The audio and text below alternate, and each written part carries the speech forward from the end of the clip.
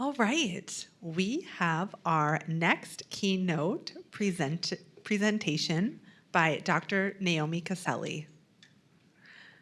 Dr. Naomi Caselli is an associate professor of deaf education, director of the Deaf Center, and director of the AI and Education Initiative at Boston University.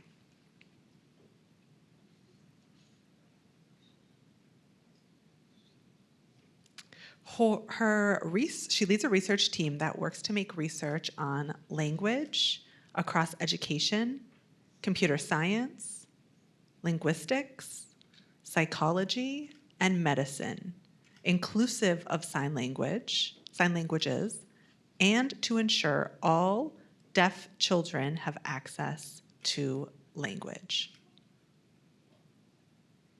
With that, please help me give a warm, warm welcome to Dr. Naomi Caselli. Thank you so much. I'm thrilled to be here. Wonderful. Well, I'm so excited to be with you all today.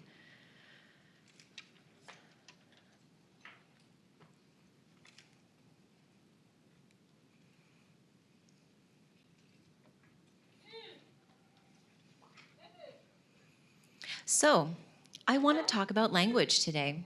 This morning, we heard about reading and our first keynote, the relationship between reading and language. And now this afternoon, I want to talk about language access. We do know that access to language during the early childhood years is really critically important for many reasons. And we talked about that briefly this morning. And really, we can see the effects on many, many parts of development, as you can see up on the slide.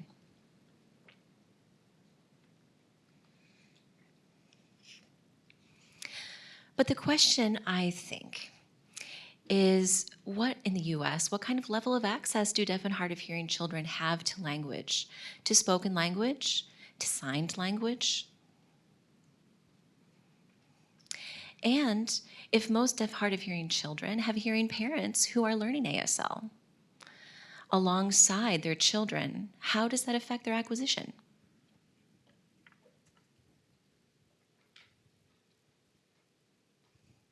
First, I want to think about spoken language acquisition, and I'm wondering how many people in the room have seen this visual before. Have you seen this graph on the screen? A couple of you, okay? All right, I'm going to explain a little bit about that graph, and then I actually would love your help in interpreting what this means. So be ready. Full warning, this is an immersive science experience. Are you ready to put on your science hats? Everybody with me? Everybody ready to interpret graphs? Okay. All right, you should be fine, I promise. Okay, so let's look at the y-axis. And this shows language skill. And this is focusing on spoken language again. So that's on your y-axis. And this specific graph shows receptive English skills, okay? English comprehension. All right, so a high number would mean that their English comprehension is good. And on the bottom, on the x-axis, is their age.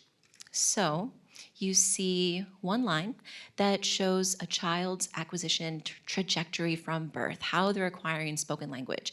And you'll see that on a line going up to the right-hand corner. Now, if you look at the yellow, that represents hard of hearing children, deaf and hard of hearing children.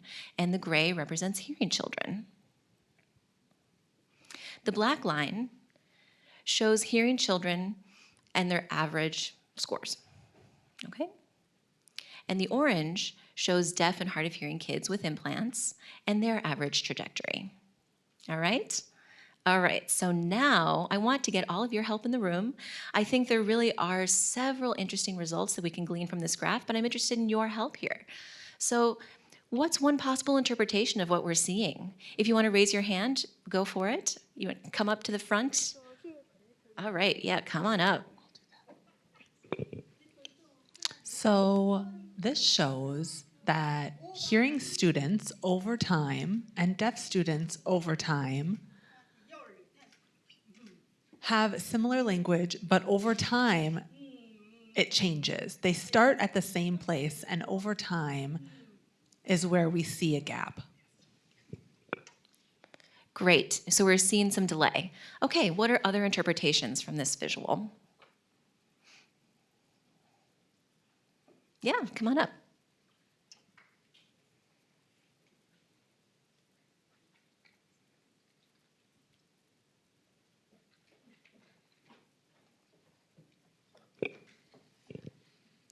So I see the hearing children don't have as much variation as the deaf and hard of hearing children. Great. Yes, so if we look at the gray, it is pretty consolidated. There's not a lot of variation. There still is some, but we're seeing a pretty much consolidated result. Now, when you look at the yellow, which represents deaf and hard of hearing children, we're seeing quite a bit of variation. Okay, more interpretations.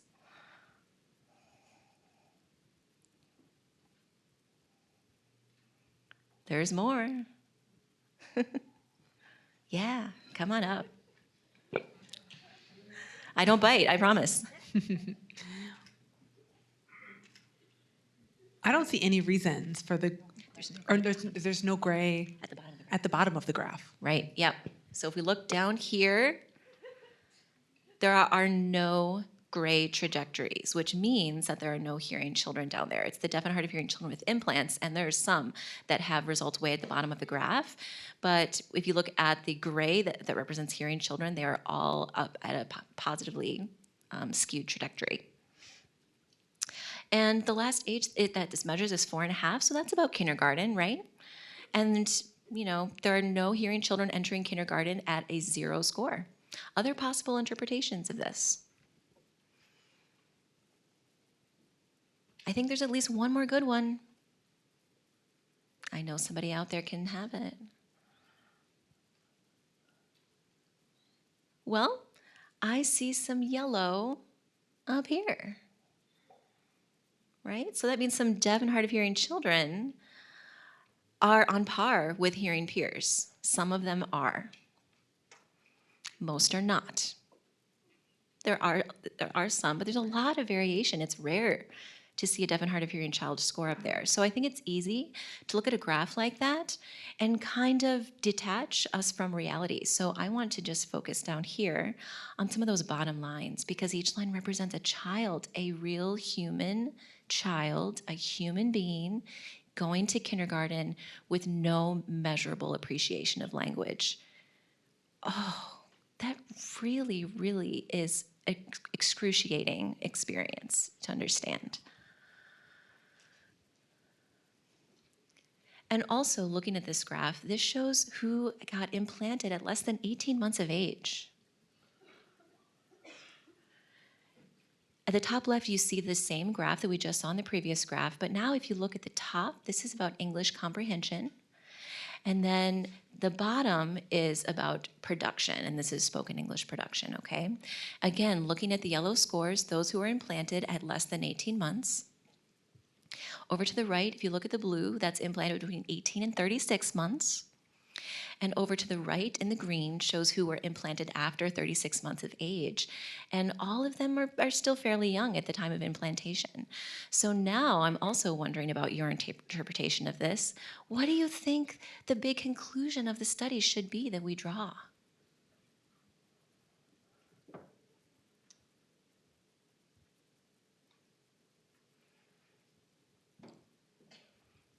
Where are my science teachers? Other observations? Yeah, come on up.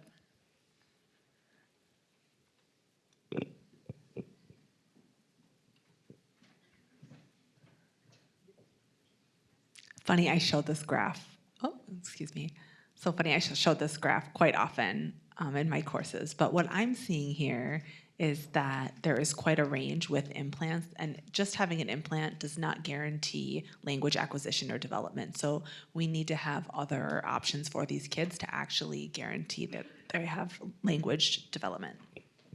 Other interpretations?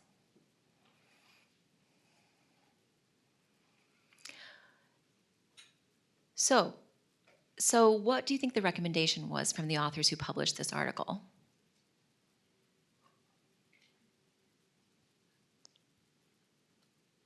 If we compare those who were implanted early, so younger than 18 months, compared to who were implanted after 36 months of age, what do we see as the difference? I think there's much more variation after 36 months, right? But even those implanted under 18 months, we still see some kids who are getting into kindergarten with no access to language. And the authors who published this study had a big message about implantation and it being crucial to implant early. I don't disagree if we look at those who are implanted early in terms of spoken language acquisition and standards. I do agree with that conclusion. If there's implantation later, you see a lot more variable outcomes. But even early implantation is quite variable as well. Other interpretations from this? Does anyone disagree with that interpretation? Okay. So, and this figure is from 2010, so it's a little bit of an older study. But I show it because it's really nice. It's similar to what Bryn said. Often, these articles don't show the data in a full scope. They often sort of summarize their data and they don't show us fully. And it's easier for us to see it and interpret it better if we can look at the full data set. And when we get this younger is better in terms of implementation for acquiring spoken language, yes. But let's look at the variability because we still see a lot of variation in these results. And now I'm not cherry picking here from just one study. I do want to show you some more. And there's something that we just discussed that is controversial about language acquisition in the field. Actually, it's not controversial at all to correct the interpretation.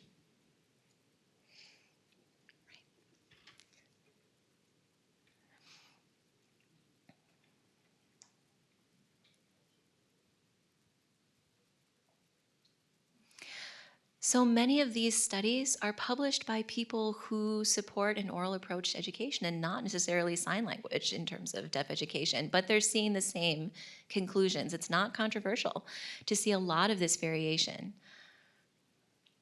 Most, 87, 88% nearly of deaf and hard of hearing children are below average. And a lot of that variability is still present. So we actually cannot predict which kids will have a gray line trajectory with their hearing peers when they enter kindergarten. We cannot make that prediction conclusively right now. And those findings, again, are not controversial.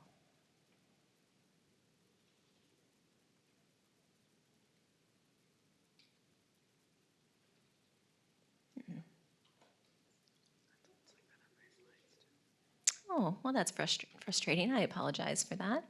So I was looking for a visual to show up, and it didn't. I guess it's not showing, so I apologize. I will instead talk about what this means.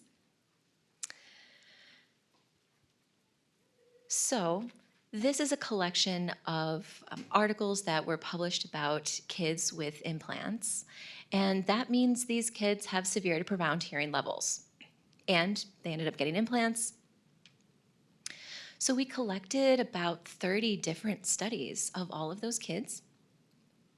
And if they reported language measurements, we included those. So any language measurement. It could have been a speech measurement, it could have been a language measurement, it could have been any kind of assessment that was given and reported. If there was any kind of language assessment, we used the standard scores. So that means that, an IQ test, we would expect people to, in general, on average, be at 100 plus or minus 15. Right? That's a general expectation for standard scores, and that's how we drew our expectations for this as well. So language scores, same concept. We can expect on average for hearing children, they would be at about 100 plus or minus 15. So that is a collection of about 30 studies of deaf children with implants, and we see about 21 points of a difference with them falling below what we would expect for spoken language skills. And in these studies, they don't always report sign language access. They do report on spoken language, but they didn't report whether the children are signing children or what exactly their sign language skills are. So that part we don't know. But based on the little information that we do have, we suspect that most of those kids are not signing very much, maybe just a very little bit at most, but not very much. So that means that they're learning one language, and the one language they're learning is behind. Any questions about that? Did that make sense? Great. I told you I got a lot of graphs. Sorry, folks. Ready, there are more coming. Okay, same approach here. We collected all of these studies, and they're all related to children with mild to moderate hearing levels, so hard of hearing kids, right? Kids who typically qualify for hearing aids but don't qualify for cochlear implants. And what we see is about 8 or 9 points of a discrepancy in language skill. So what that means, well, I should say, and to compare. So if you remember, about lead poisoning, if you heard about, there being lead in paint, and there was big concern about lead poisoning causing a drop in IQ scores. Is everyone familiar with that? So that study pretty much went viral, and people reacted to clean up the paint and get the lead out of everything, the paint and the water, to make sure we clean up those toxins in the environment, because they realized that lead poisoning caused a 4-point drop in child's IQ scores. So we're talking about 9 points of a drop for deaf and hard of hearing kids and 21 points for deaf kids with implants. That is extreme. And I think if we don't have access to another language in those children, I mean, if so, they might be fine. If they're acquiring Spanish, they're acquiring any other full language. But these kids are acquiring just English. We're not doing great. We are not doing great, and anyone who tells you otherwise is not following the same data. Any questions about that, or comments, or anything? I promise I won't bite.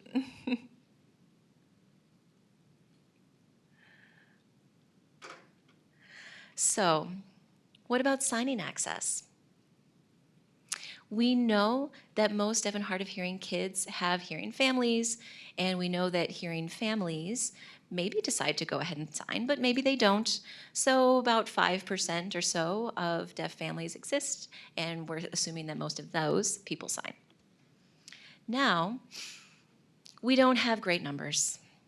I don't know what it's like here in this state, but roughly the best guess that we have is about maybe 20% of families are learning sign with kids. So if we match that information up here with what we just saw in spoken language outcomes, many kids are not getting exposed to sign language, which is significant.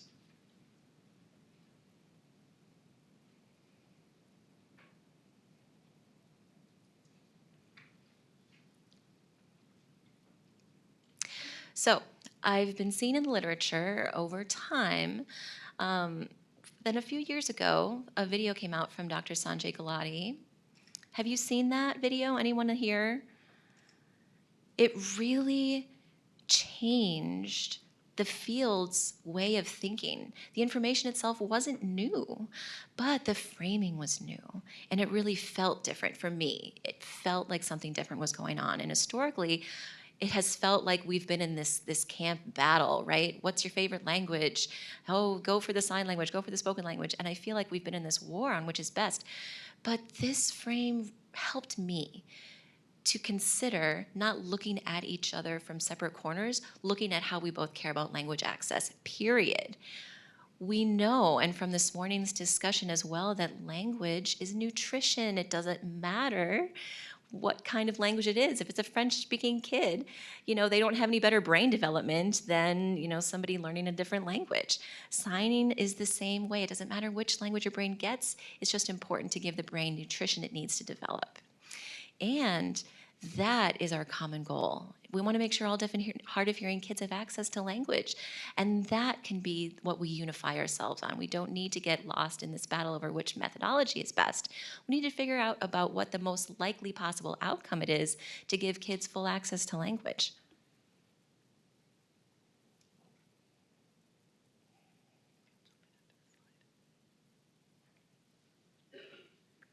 Okay, so I know this word can be a little bit controversial. I want to give you some of our working definitions with this term you see on the slide.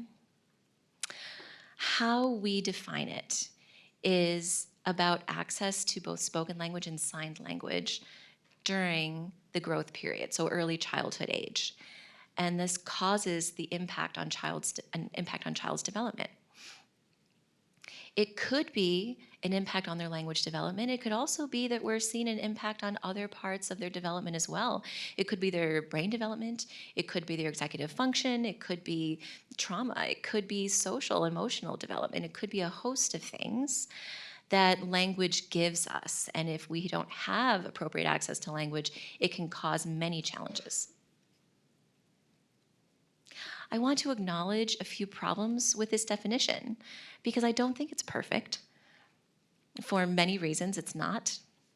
One, I think, is that it's really dangerous. I mean, it's helpful in some ways to help us think about what we're getting at when we talk about access to language. It's not about which language we like. So I think that part of it is helpful. But to use the word impairs, right? It's the same problem that we had from the field of education ad nauseum, right? For a long time, we've had this issue. So do we want that or do we not? I don't know. I think in some ways to use it is kind of following the medical field's framing of how medical framing we know can be powerful, it can be helpful, it can be harmful as well. And I think some people talking about deprivation feels like it causes parents some guilt. I don't see it that way. I don't see it as a blame on certain people. I think it as a systemic setup that we're just not providing kids with what they need, right? Just like my own daughter, she wakes up constantly all night long, and she causes me sleep deprivation. Am I blaming my daughter? No, right? It's just the environment that we're in.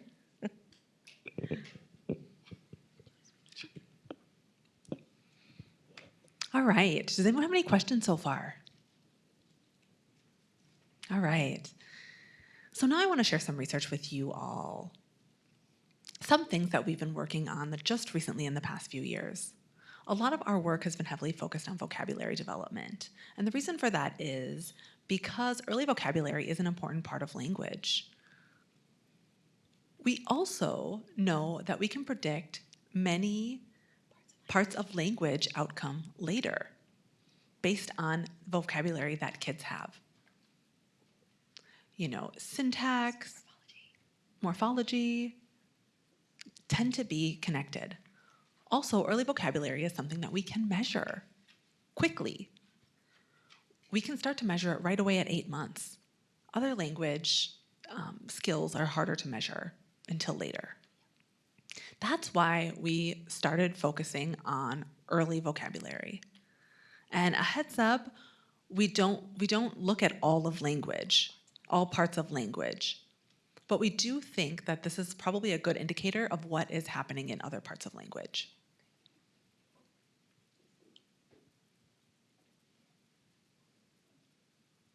Okay, can everyone see this? Oh, are you familiar with this paper?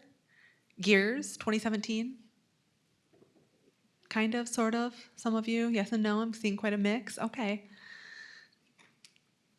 This paper was published in Pediatrics, a top journal in pediatrics. It is the top journal in pediatrics.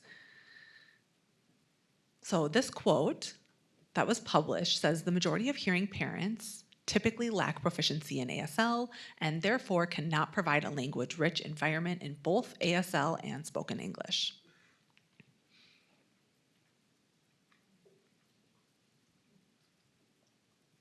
Well, there are two big assumptions we have there. Parents can't sign, and they can't provide a language-rich environment for children. So we look at that and say, okay, let's get some data. We want to verify these big assumptions. Let's see what we can find out. What does the data say?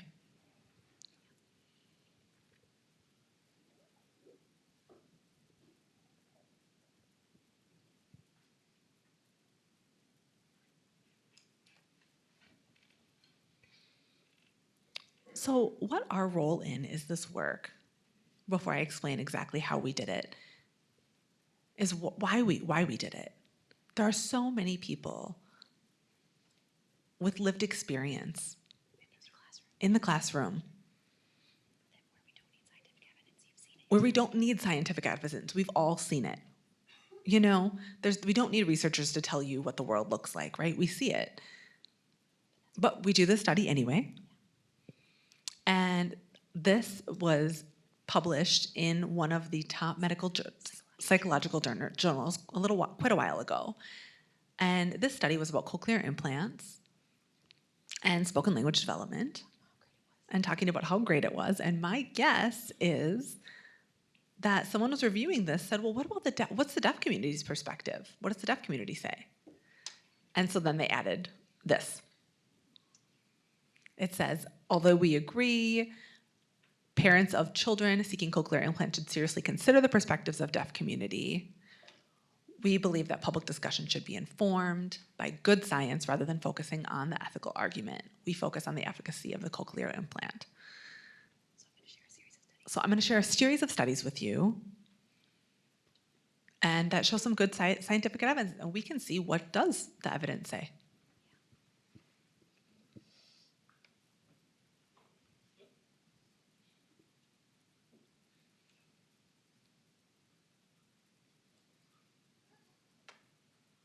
So these are our 4 questions. First of all, can children with hearing parents develop age-expected sign language vocabularies? Second off, how do parents' sign language skills relate to the child's sign language vocabularies? The third question was, does learning sign language interfere with learning spoken language? And the last one was, does learning a sign language support long-term academic growth?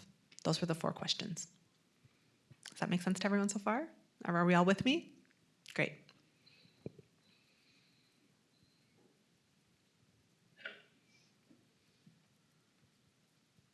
All of these studies, we try to actually measure language.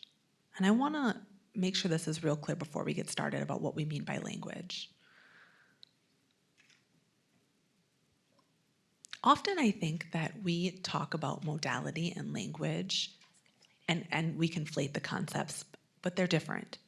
So the modality is the channel. That's the way that the language is produced. It could be a manual visual, it could be tactile, it could be audio, it could be spoken. That is the modality. The language could be Spanish, it could be English, it could be French, it could be, any language that you could think of. It could be ASL, it could be British Sign Language, on and on and on. That's the language. What kids need is access to language. They have complex structure patterns that they need to access.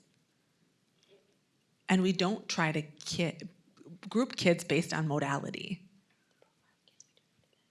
and profile kids, because it never is going to fit. Have you ever gotten a label and said, oh, you're a part of that group, any kind of a group, right? It could be, a soccer mom or a teacher, like any of the labels you can think of. We always feel a little bit like, well, is that exactly right? It's just like the communication modes. We can't label these kiddos in a specific way. And, we group them by all of these different approaches, and we can't do that well. I mean, I think you all see that, right? It fails every time. And it always changes. We see kids evolving all the time. It could start one way. I prefer this, and then as time goes on, all of a sudden, it changes. I prefer something else. At school I do this, and at home I do this, and these traditional groups just don't fit. When we're thinking about oral kids or bimodal, or it's not easy to label them. It's not great, and so we don't try. Rather, we measure language skill in this study. That's what we focus on. And in this study, it was ASL. And how we measured the ASL. Have any of you measured ASL before? Can I see a show of hands? Yeah? I want to ask.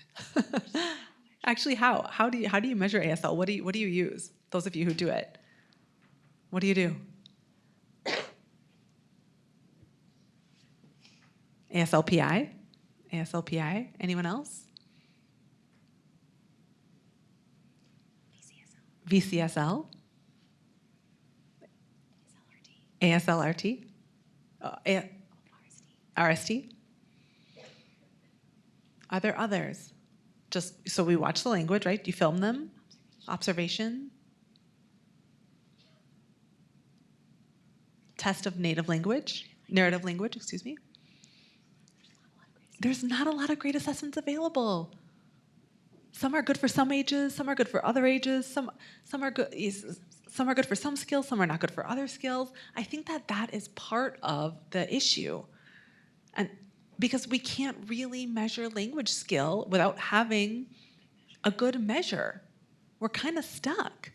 And then we have to guess, okay, well, if the parents are deaf, then I guess it's good. I guess they're signing to their kids. If they have an implant, then this. We make all of these assumptions. I guess they're doing an oral approach. I guess this, I guess that. And I think that a big issue in this is lack of language assessment. And it's self-limiting. So it's not perfect yet, but we have developed the ASL CDI. I apologize about the terrible name for this. It was based on MacArthur Bates, Communication Development, Inventory. And originally, this was developed for Spanish and English, and it's been translated into 30 different languages, including sign language. And, several different sign languages. So it's a self-report checklist that parents can check off. There's about 100 words, but it could go up to 400. And if the child understands the word or doesn't understand the word, or can they produce it, can they not produce it? There's 5 different categories that you can pick from. It is a little bit different in sign language because we can't put the English, because it is written in English. I'll show you here.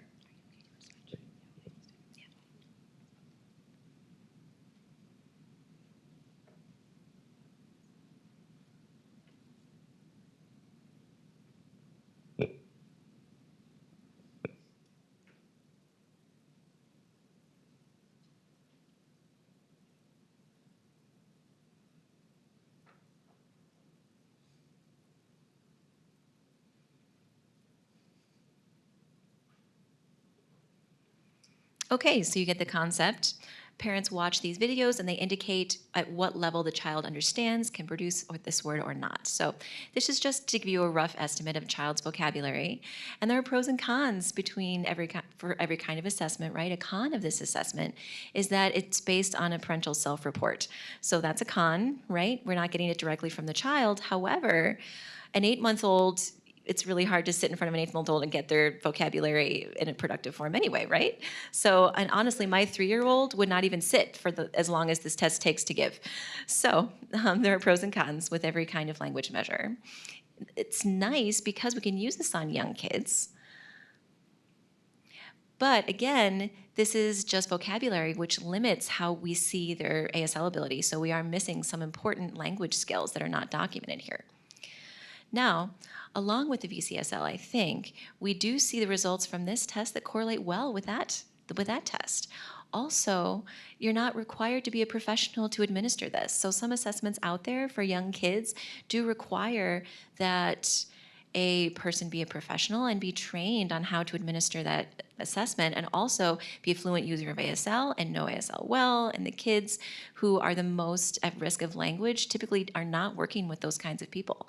So a test like this could be nice in a way of filtering out this kind of results. Again, it's not perfect, it is limited, but it can be widely disseminated. Also, there's not a great way of looking at variation within the language use here. So we do give parents the option of, and most assessments don't have the option, we use a different sign. That is an option for them to report here. We added that because we know there's a lot of variation within ASL and in different communities. They use different language in different ways, and we don't want to penalize the kids for not using this specific California white ladies version of ASL. So we're not trying to penalize anyone. Again, it's not perfect. But it's a step forward. And it's available at aslcdi.org. It's free. If anyone wants to access it, you're welcome to use it.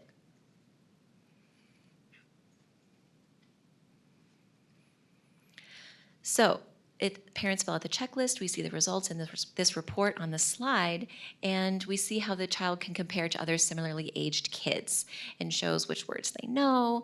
It shows what age we expect kids to be able to acquire each word. And then you can share the results with a larger audience, with providers, with early interventionists, with speech language pathologists, et cetera, et cetera. You can share the results automatically within the system.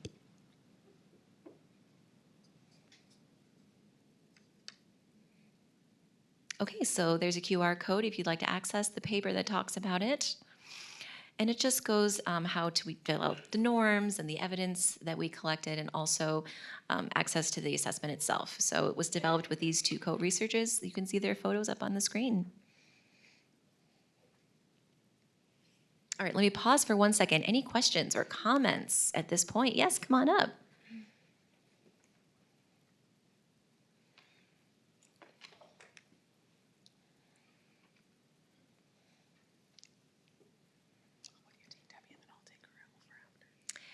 Yeah, just a question. So how long do parents typically take to fill this out? And also, do you fill it out once, or can you kind of pause and come back to it later? Also, is this something that we could use for a screener? So there are two versions. One is a short form and one is a longer form. The long form is long. It's 534 items. So the long one takes probably about 2 hours to fill out, and I think it's too much.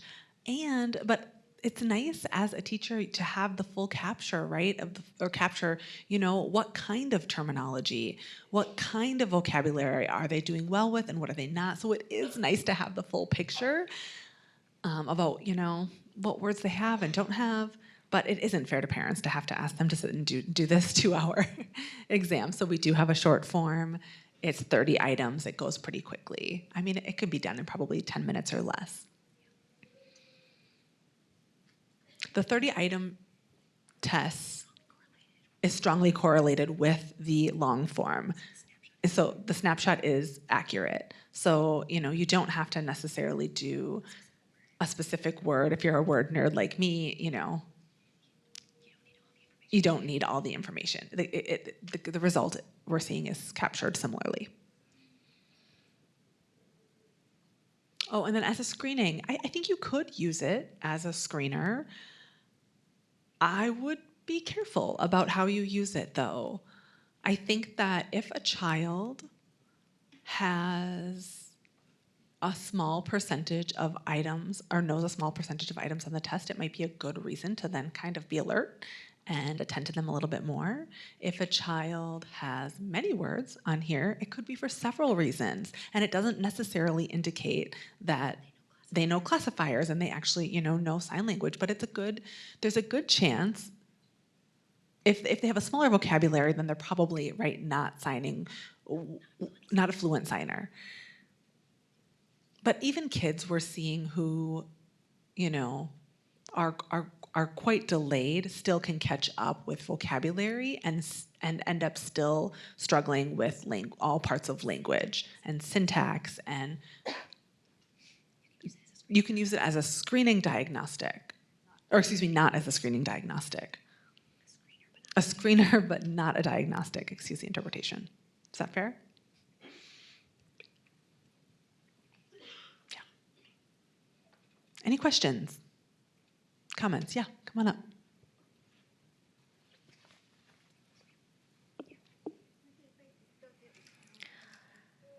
So you say that there's items to choose from and that you might suggest using something else. Would you add another ASL measure of ASL vocabulary, or would you add something about conceptual understanding? What other measures might you add? So we ask parents to focus on ASL here. Yes, I'm going to show one study today where we also had families use the English version. The English version, so it's not a translation. So some items are just in the English version. It's designed based on, what we thought parents typically use, in ASL or English or whatever language. But one of the nice things about the vocabulary is it can be accumulative. So we want to think about, there is a match with vocabulary between the languages. Okay, now are we ready for the questions? I feel like, our field always has, we just can't start the content that we want. We've got to first kind of get there, get through all the tools.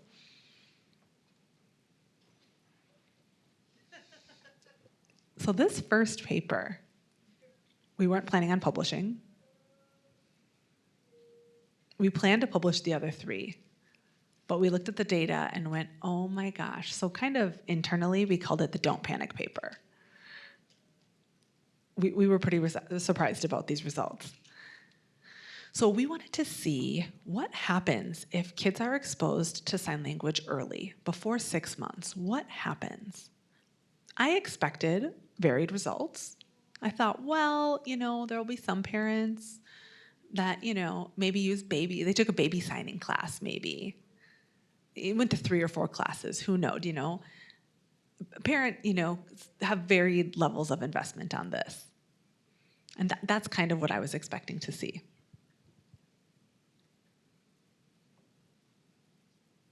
Are you ready for some more graphs? I'll help. So here on the y-axis, we see the vocabulary size. The bottom left is receptive. And on the left, you can see the kids with deaf families who signed at home. So that's assuming, I guess we're making the assumption that there was a rich language environment. Each dot represents one child's score. The growth curve is the average that we see. So what is the vocabulary size that we expect at each age? That's the growth curve. Does that make sense to everyone? Those 3 lines, that's always the same. What we see, what we expect to see from a typical deaf families if they're exposed before 6 months. The right is deaf and hard of hearing kids with hearing parents who are exposed before 6 months. And we did a couple of things. So the dark gray you can see is the actual age. Oh, yes, the light gray, nope, I've got it backwards here. The light gray is the actual age. The dark gray, we thought, well, let's see how many months has it been since they started learning sign language. And then we can measure, if they just started learning. That seems fair, right? A better indication of how much vocabulary we imagine that they know. When did they start learning sign? And what I see here is an overlap. There's some variation, but really there's no significant difference between hearing parents and deaf parents if the child is exposed to sign language before 6 months. I was shocked. I did not expect to see this overlap. I really expected more variation, and it didn't matter the parents' skills. It didn't matter. They just needed to be exposed early. That's the important part. I'm also shocked because when my kid was 6 months old, I felt like I didn't even shower very much. I'd wake up in the morning and, thinking learning ASL before 6 months, those families, I don't know what happened there with those families. I don't know how this happened, but can we guarantee from that every kid will acquire that and be the same? No, but there is something that's happening here. Something quite interesting that we need to take a closer look at. I didn't include this graph, but I will add that we also included some kids who were exposed between 6 months and the age of 3, and we do see some delays. However, you see rapid catch up more than, you know, far more than what you would see otherwise.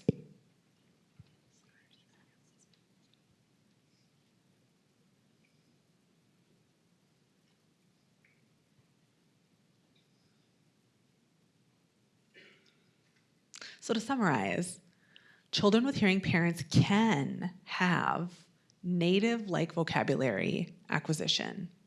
I use that term native-like, and I think that is not, I should actually take that out of there. It's not the right description, but they can have quick language acquisition, as we would expect. But I think there's still an open question about what's the magic ingredient in those families? Is it the age specifically, or is there something else? Is there something about the parent signing? If they use 3 signs, then is that enough for the child? Like, what's the correlation between the parents' signing skills and the child signing? That's the next question. Does anyone have any questions before I move on? Yeah, come on up.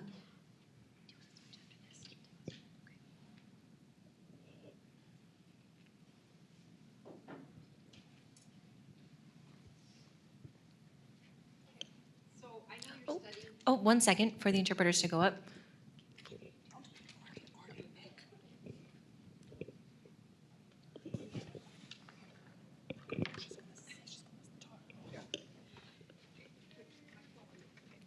So I know this study focused mainly on hearing parents with deaf children. I think it's important to point out that we do have, hearing families of hearing children who don't have great language skills, whose children end up being fairly language deprived. And then we have deaf of deaf who may not have great language skills as well, which probably was shocking to me as a teacher for the deaf and hard of hearing, like when I was first exposed to that. I didn't expect that. So I think it's important to note that, whether deaf or hearing, that exposure to that sign, direct contact, makes such a big difference.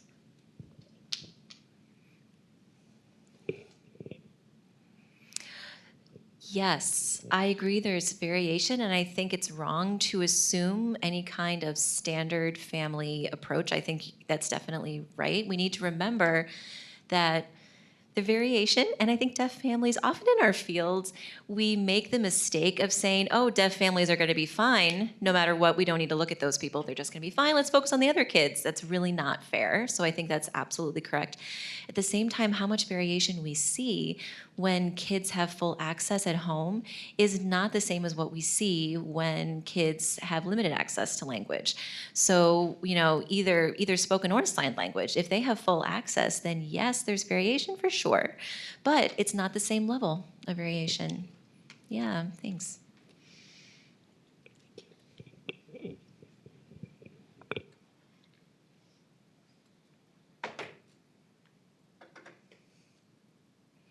Okay, so the next study looked at what parents are doing. So we're trying to do exactly what you just said, as a matter of fact. And let's, break down the group view and instead look at what we see within groups.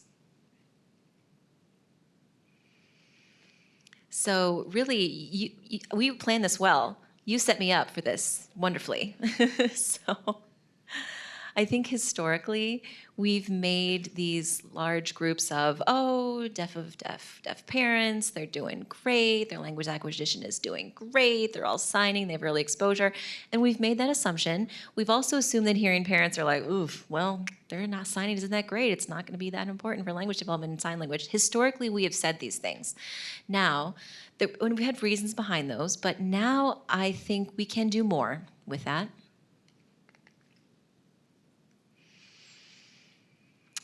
And I think this field has made some big assumptions about parents' signing skills. From both sides, there are a lot of different views that have made the same assumption. Oh, sorry, it might be a little bit hard to read there. Some people say things like, oh, hearing parents should just really work hard to learn sign language. It's so important that they learn how to sign. They have to be fluent signers. Parents who don't sign, will turn out to have awful results. And we also say, oh, hearing parents, it's too hard for them to learn how to sign. It's not worth it. Their kids aren't going to be good at signing anyway because the hearing parents are. So from both views, we've had the same assumption that children's signing skills are absolutely dependent on the parent signing skills. And we know that learning in this language community that we don't all learn language from one person or two people or three people. We learn language from our environment. So we want to dig more into that and see what we found.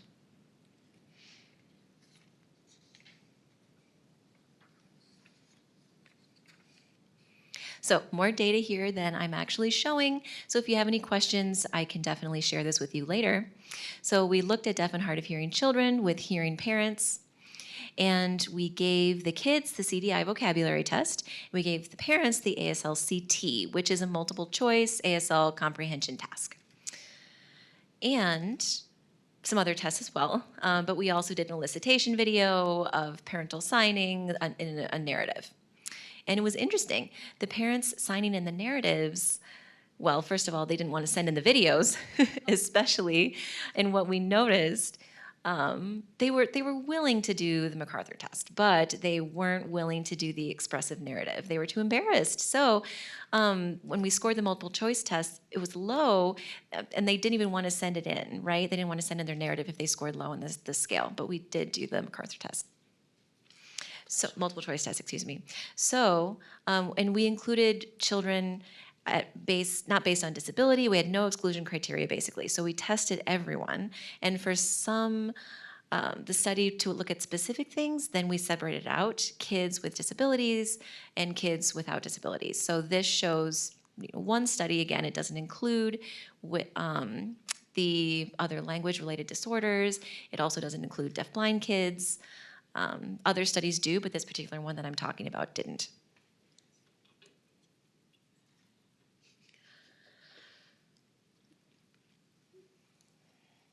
Okay, so on the y-axis, you can see the child's vocabulary, language vocabulary. A high number means that they know a lot of signs. Low number means they know less signs. On the x, you see the parents' signing skills. Okay, and further along the x-axis to the right means that their skills are better. So there's three groups. The red indicates the youngest kids, and the yellow are kind of the middle group of kids, 30 months-ish, and the blue are the older kids. Now what we see, and really there's no relationship in the red line, there's no relationship between parental signing skills and the child's signing skills when we see kids under about 18 months. Okay, so the youngest kids, we see no relationship. As the kids get older, we see more and more of a strong correlation between those two things. So I think there's several things that are going on there. But again, I think don't panic. I think this is nice news for parents. We don't have to be the best native-like signer in the entire world to become completely fluent in ASL, or their child will be a failure, right? This is not the story.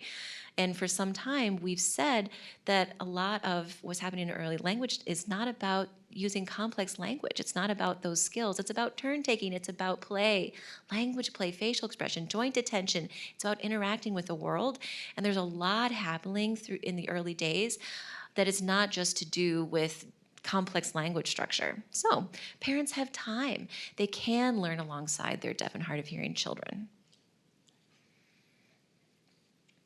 And their sign skills do matter, and they become more and more important. So it's not kind of like, don't get better at sign. It is just not as crucial as we once thought it was.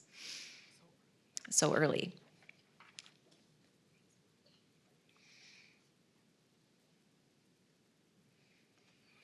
So the other thing that we wanted to do was to try to provide some sense of what level of signing skills parents had or parents might need to have.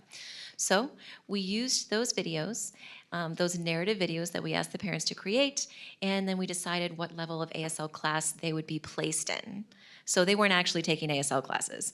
We just used our standard placement test for ASL that we would do with students who wanted to sign up for ASL classes. And we decided what class they might be most appropriately fitted into. And we had up to ASL 6 as an option. No family past ASL 5. They were all from, ASL 1 to 4-ish.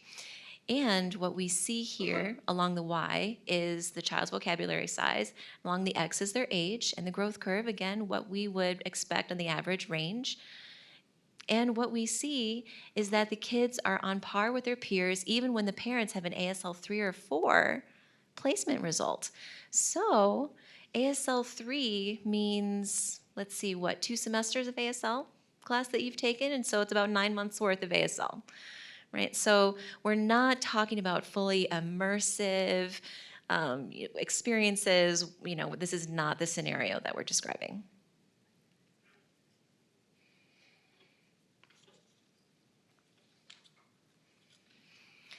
I hope what this study does is really look at hearing parent signing skill and say, we're not looking at the skill meaning the influence of the child. We're saying that there's a lot of variation in skill, and parent skill can be important, especially as the child grows. That's certainly true. It becomes more important over time. But the skill of the signer doesn't mean that they have to be native-like. It does not say any ideas about what language use has to look like. Okay. Questions, comments? Everything is just the clearest thing you've ever seen. Okay, wow. I know there's someone with some confusion out there in the audience. I know it. Where are you? There's a lot of stats. It's true, a lot of numbers. I agree with you there. Have faith. Okay, yeah, come on up.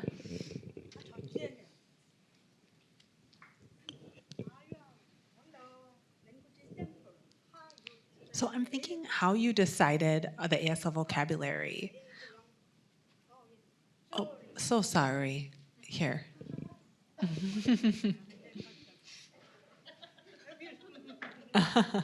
Gotta make sure everyone can see me here. So when you're thinking about developing the ASL vocabulary, how did you pick and decide, 0 to 3, what words are the ones that they need to know?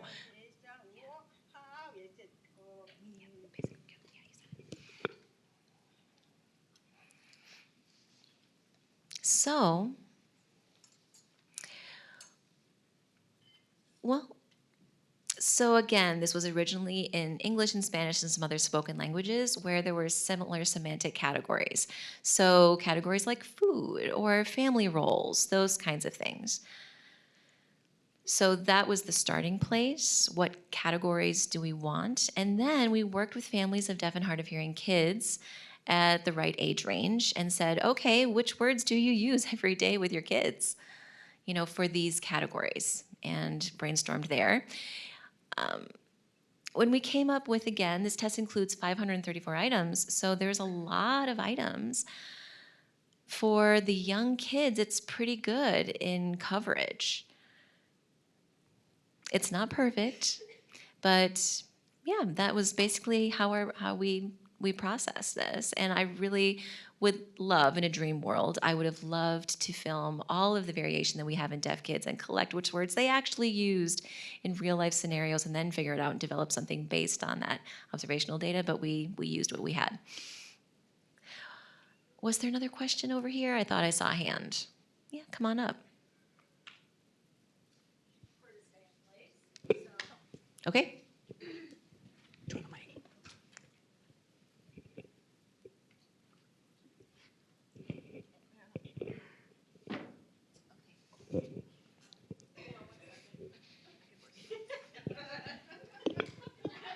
Hi, this is Jessica here.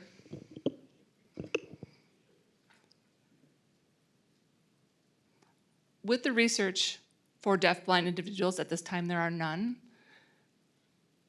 But what I have noticed personally with families learning signed exact English has helped with English writing skills and learning critical thinking skills before the age of 5. Families including that learning sign language when they go to the restaurants or stores or different places, and they're learning sign language while they're out and about. Nowadays, I notice many deafblind children have cochlear implants and use spoken English.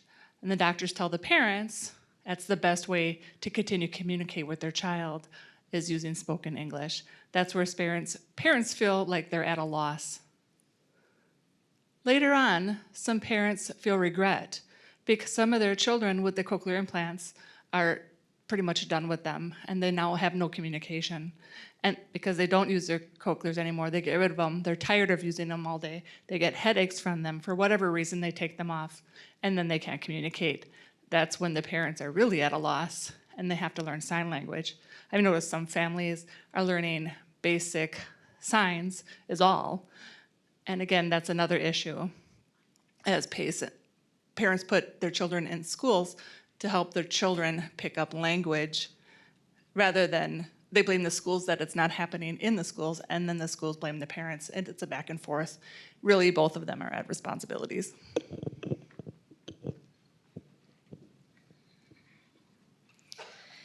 Yes, definitely. I'm thinking about how kids experience so many changes every day. There's really so much happening in a kid's life. How do we consider all of the ways that people's lives experiences are so different, right? They're not the same, and it depends on so many things. Yeah, thank you. That was a very helpful comment.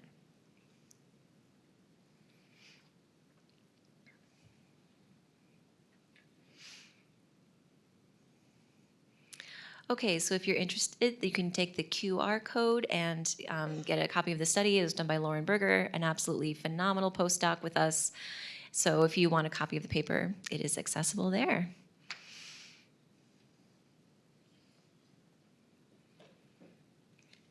Okay, on to the third question. Does learning sign language interfere with spoken language? And this, I think, in terms of a research question, is deeply offensive. I never predicted that I would take on so many studies that have a question that is so harmful, and the question behind it is harmful. Are we asking whether a child learning spoken language would hurt their ASL skills? We don't ask the opposite, right? We ask about a specific language. So we're obviously valuing one and devaluing the other, right? Just by asking the question. It shows what our priorities are.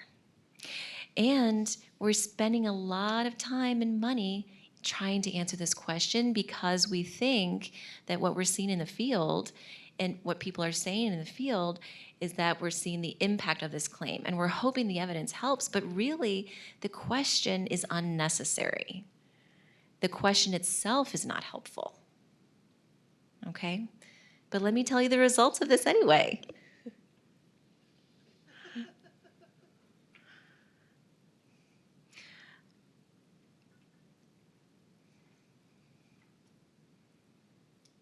Okay, so again, this is published in one of the top journals, very prestigious publication, highly respected. It says if you're exposed to sign language during the first 3 years of life, the brain becomes locked into a visual-only modality and cannot acquire spoken language.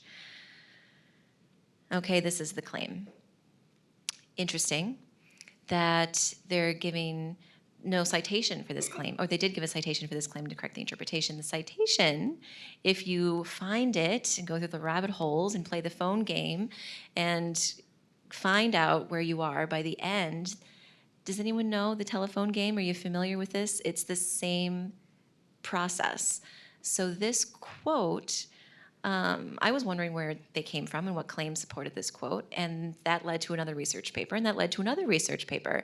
And the original research paper was actually a paper looking at just one MRI study of a 40-year-old person before they got an implant and after they got an implant to see what lit up in the fMRI.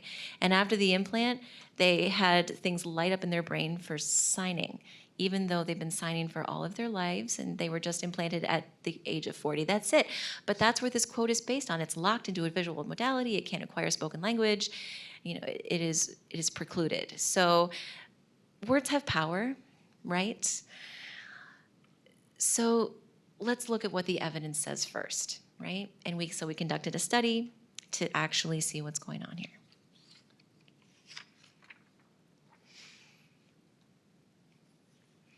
So similar group of kids here as the previous study that I was mentioning. We had deaf and hard of hearing children with hearing parents. And for this, I'm going to give you both, we gave them both the ASL CDI checklist, and we also gave them the English checklist. And we just included families who said, yes, my child is learning spoken English.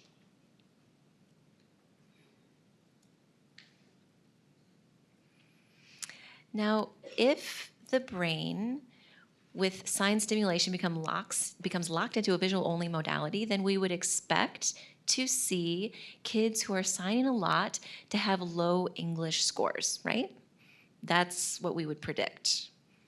All right, that's a prediction. So we actually saw the opposite. And I feel like I'm not surprised about this results. Maybe you feel like there's no surprise about these results either, but it seems like some people would feel surprised seeing these results. But the results basically are along the y-axis is ASL vocabulary size, and along the x-axis is English vocabulary size. And we see that when a child is signing a lot, they're also talking a lot. There's a strong positive correlation between signing and speech. So it's the actual opposite of what the prediction would be based on the quote. Any questions about that? I know I went through it kind of quickly. Anything at all? Clear? Again, the point is that there's a positive correlation for those who are signing a lot. They are also wanting to acquire spoken language, and they do. They're using spoken language a lot as well.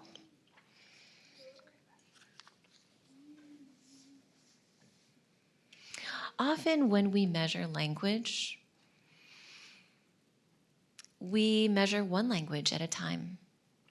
And we look at deaf and hard of hearing kids often thinking about multilingual kids. We measure one language, meaning that we're measuring half of a kid, and then we're not thinking about the child's holistic language experience. So we try to take the next step and thought about how we can match this up. Again, this is not perfect. Some of the kids probably know other languages than the languages we measured. We measured English and ASL here. And we tried to say, all right, let's not count them separately. Let's not have an English and an ASL bucket. Let's combine them into one, and let's think about them holistically as a bilingual child. So what we're showing here is on the y-axis is total vocabulary knowledge, and along the x-axis is age. And we're looking at norms for hearing kids here. That's what you see on the growth curve, is hearing kids' average vocabulary size. And those hearing kids, in general, are monolinguals. Okay, for that study, they are monolingual kids. So that's the vocabulary size we would expect for them. So what we're showing here in the blue is the total vocabulary size of ASL and English together. Okay? And the gray shows just English. Okay, and then on top of that is the ASL. So what we see is when we consider a bilingual kid as a whole person in entirety, we see a huge bilingual advantage. Okay? Any questions about that? Okay.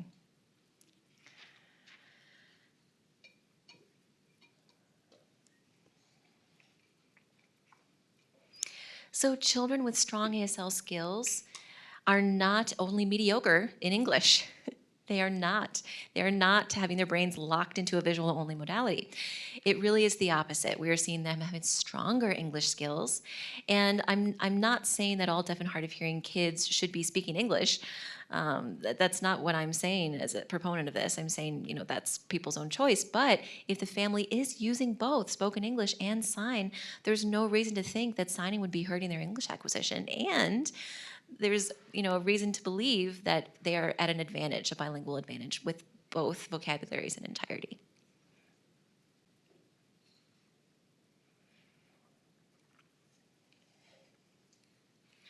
So this is a researcher who led the study. It's one of our PhD students, Alana Panacorvo. And if you would like access to the paper, there's the QR code there.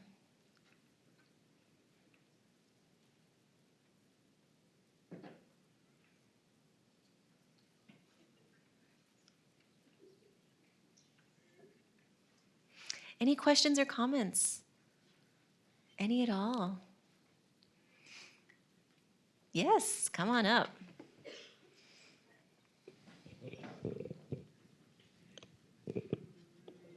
So this chat, oh, Can you come over to the other side, please? sure. Okay, hold. You're gonna do that,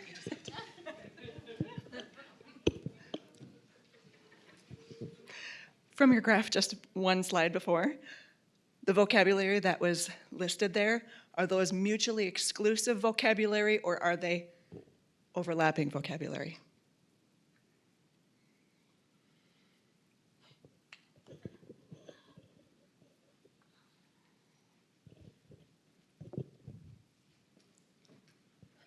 Good question.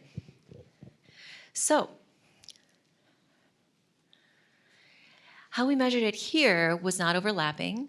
So I think the question is if the child knows the sign for cat and they can also say the word in English cat, do we count it once or twice? I think that's what the question was. And we counted it twice here because, and we've done other studies where we have looked at overlap with conceptual vocabulary. And we do see some overlap between vocabulary, but that's not a complete overlap. We still see something that looks like a bilingual advantage, regardless of whether we count it once or twice. And it's not clear to me which is right. If, there are some words like cat, for example, that have some conceptual overlap for sure, but some words aren't clear to me whether there's a one-on-one match and how we should count it. That part is unclear to me. So I think that's why we just chose to count it twice, because each language may have its own ways of thinking about each word, even though they may be translatable. I'm trying to think of a good example. Some of the more culturally specific terms might apply to that question, but that's what we did. Other questions?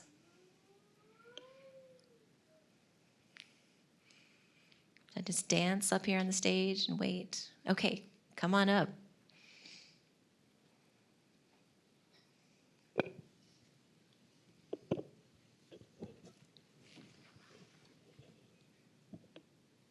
I have more of a comment than a question about maybe the recent one. So often we do count it twice because they are separate languages.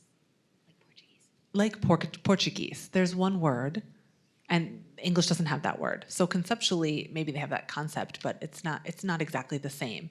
And so you have to explain it in English, one Portuguese word with several English sentences. So we do count it each time, even if, regardless of, that there may or may not be the same or similar concept in. Okay. Yeah, so the measurement question is really an interesting one. Yes, interesting question. So everything that I've talked about so far is related to these young kiddos. But what about what happens over the long term? So we partnered with the California School for the Deaf, and we looked at all of their academic achievement data for a 4-year period, or 3 or 4 years, I can't remember exactly. And we looked at every kid in the entire school and looked at what their development looked like.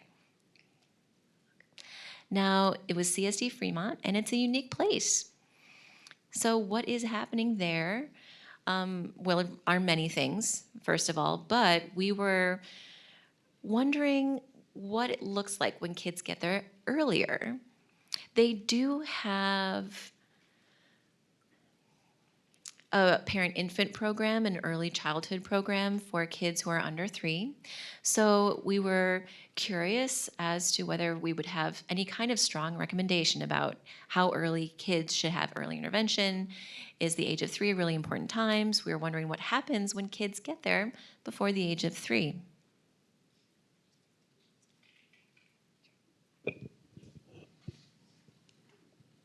So again, we grouped the kids, and again, we had the same issue. And we did it because we grouped them because it's helpful. So we have the deaf parented group, so they signed at home. And again, there is variation still in that group, but we considered them, likely to have more standard, rich language environment. And then the kiddos with hearing parents is the second group. And we split the deaf and hard of hearing kids with hearing parents who had access before or came in before 3, and then the group, and then after 3. We mapped the data, or we looked at the map data. Yes, you all use the map data. Academic achievement tests, and there's in 4 areas. Science, they call it language, what we call it writing, because it's not really language anyway. Science, writing, reading, and math. Map tests, and they gave us their ASL comprehension test, which was watching a narrative of them signing and then answering some multiple choice questions afterward. And it was a homemade test. So those are the assessments that we used for this study.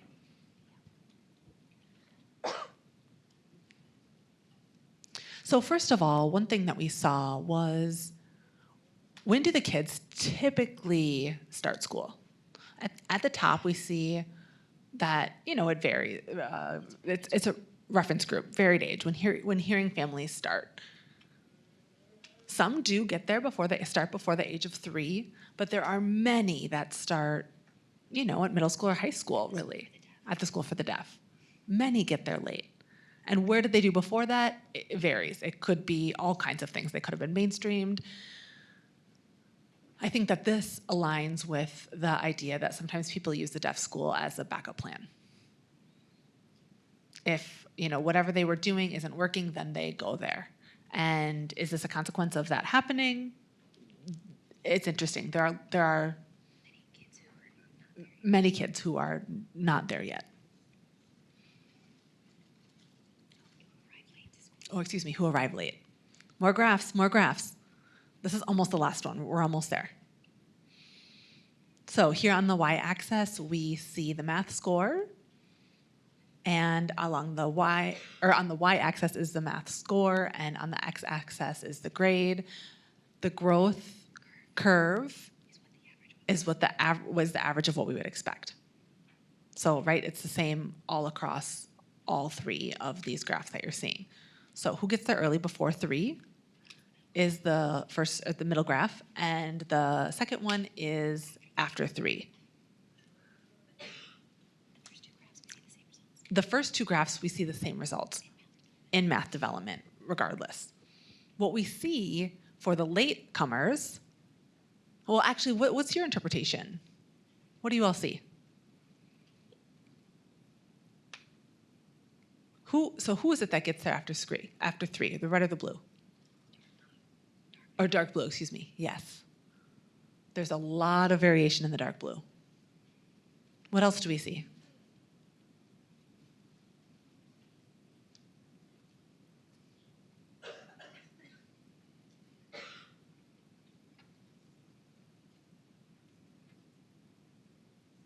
Ooh, there are some kids that do really well in the dark blue. Yeah, they do the same or better than their deaf families. Deaf families.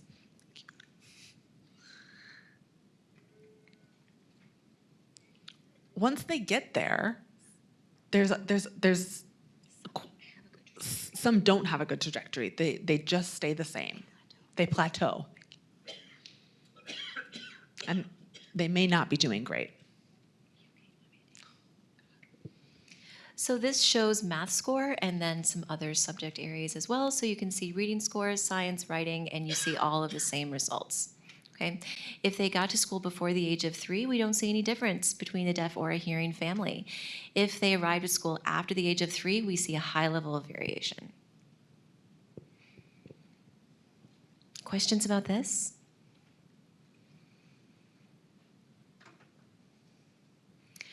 So this is the ASL test, and we have less data here, but what we see is a similar concept. We see if they got to school early, their skills are about on par with deaf families and hearing families, and if they got there late, then we see a lot more variability. So what we then wanted to ask was why? If they get to school before the age of 3, what exactly is happening there? Is there some kind of magic place that's located in Fremont, California? What's going on? Is it something in the water? We just don't know. So we wanted to know, is it about the language? Is it about language skills? Is that what's causing this advantage? So we were curious about that. So we conducted another assessment. Oh, I don't know if I'm showing the results, but the results of that is yes, language skills do explain some of why early arrival helps, but they don't explain it completely. I think there's more happening there than just the signing skill. Really, there's a lot of factors involved in the school. So we really need to do more research into determining what is the cause of this trajectory. But one of the first times I've seen these results is this, where regardless of whether we see a hearing family or a deaf family exposing their kid to sign language, they have the same trajectory. This paper was just recently and finally published. I'll give you a second to read that.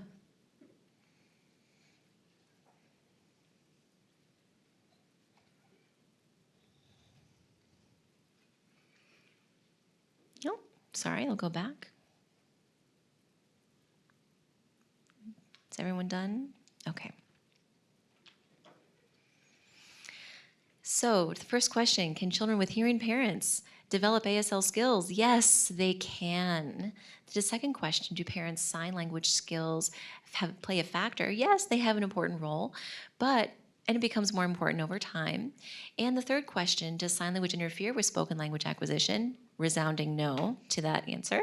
And then also, does learning a sign language support long-term academic growth? And the answer seems to be yes. So that idea from the Gears paper, that hearing parents can't support a language-rich environment for signing and spoken language, seems to be wrong. With that, I want to say thank you all so much. I've really enjoyed my time with you today. And how much time do we have? So we have some time to open it up for questions? We do.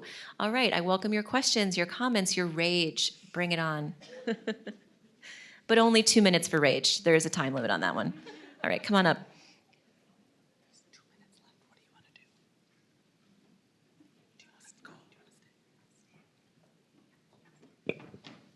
Hello. Did you upload the summary of your articles to Instagram? Yes. Yes, Okay. follow us on Instagram. Yes. Jen, it's the Millennial and Gen X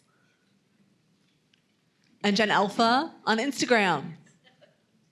You can see the summaries of the research on the Instagram at BU. I always take a look at it. Do that, please. Oh, It's I'm awesome. so thrilled. Wonderful. Yes, do please follow us. We're trying really hard. Come on up. We're trying really hard to not let research die in an academic journal. We're trying to get it out there to the community. All right, come on over, sir. A lot of your work has to do with vocabulary. Are you planning to take it further? We all know language is more than vocabulary. Can you tell me a little bit more about what's next with that? Thank you. Yes. Yes. So the hard part is testing, right? Tori Sampson is one of our postdocs who's working with us. Is a linguist, absolutely amazing, and has developed a test for morphosyntax in trying to look at more complex language. And we're trying to start to get this out. These kids, the school age or early elementary school age now kids, we're returning to them to assess them in the use of more complex language. Also, we're trying to elicit language samples from them and just seeing what they say spontaneously. And also, we're trying to collect more data from parents. So yes, we're trying. We're trying to develop a new test, and that process is hard. I am a little concerned about the time it takes to develop it because these kids are going to be grown up and away by the time it's finished. But we're working with Whitehall, who has a grant that we're collaborating on him with in California, which is Lead K Family Services, and we're looking at every deaf and hard of hearing child in the entire state and trying to look at their language measures, including more complex language, which will give us an opportunity not just to look at who volunteers at their learning sign language, but we can look at the full range of all of the deaf and hard of hearing kids that wasn't even possible until now. So yes, we're on the path, but the question is how and the challenges that we're facing along the way. Yeah.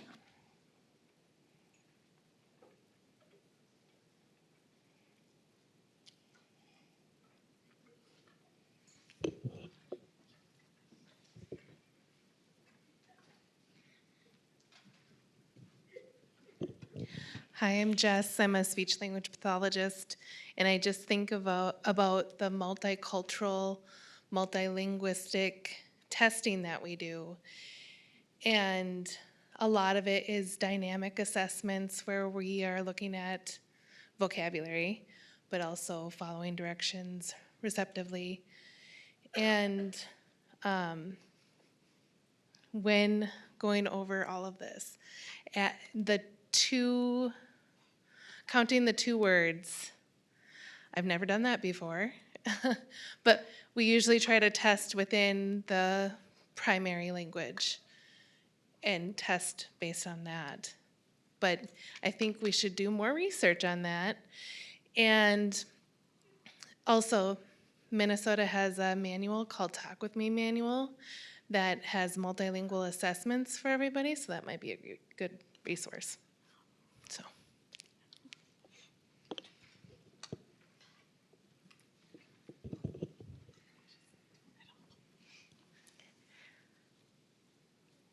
Thank you. Okay, I think we're done with that. Thank you so much for spending your afternoon with me. I really appreciate your comments. You've been absolutely wonderful. Thank you.